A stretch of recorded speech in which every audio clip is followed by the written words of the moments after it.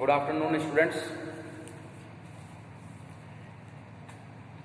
जैसा कि आपको पता है कि आपका सूक्ष्म शिक्षण प्रक्रिया चल रही है और उस प्रक्रिया के अंतर्गत आप प्रस्तावना और श्यामपट्ट कौशल का प्रयोग कर चुके हैं,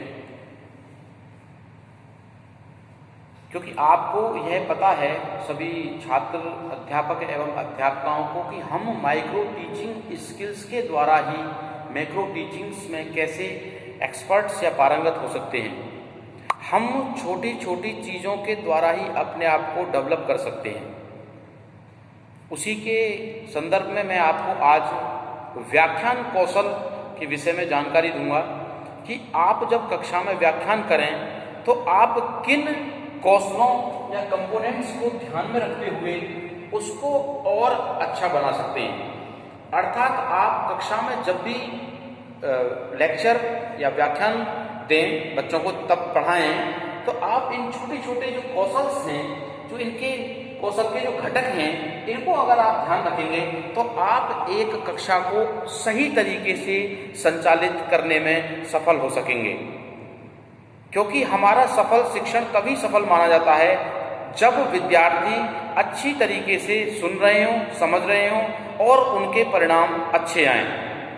तो मैं आज आपको व्याख्यान कौशल के घटकों के विषय में जानकारी देना चाहता हूं कि आप इन घटकों को ध्यान में रखते हुए कैसे अपने व्याख्यान को प्रभावशाली बनाएंगे।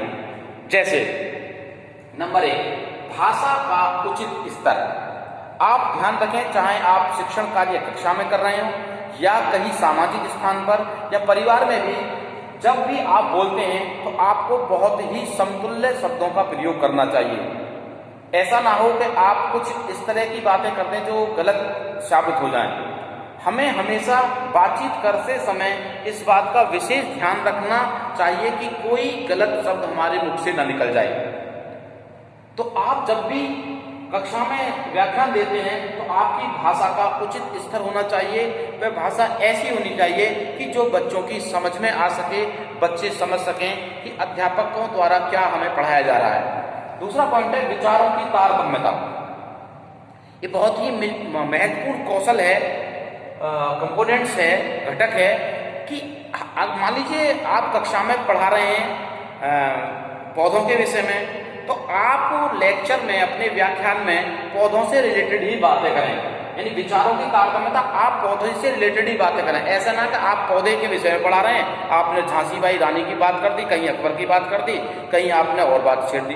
तो जो विचार हैं, जो हमारे थॉट्स हैं, उसकी जो कोरिलेशन उसी से रिलेटेड होना चाहिए जो हम पढ़ाने जा रहे हैं। मान लीजिए अगर हम आपको फोटोसिंथेसिस प्रोसेस के बारे में बताने जा रहे हैं तो आप फोटोसिंथेसिस प्रोसेस से रिलेटेड ही बातें करें।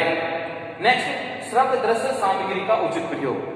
आप ध्यान रखें कि जब भी आप कक्षा में शिक्षण करने जा रहे हैं तो आप इस बात का विशेष ध्यान रखें कि आप जो टॉपिक पढ़ाने जा रहे हैं उससे संबंधित ही दृश्य श्रव्य सामग्री का वहां पर प्रयोग करें। क्योंकि दृश्य श्रव्य सामग्री के प्रयोग से क्या है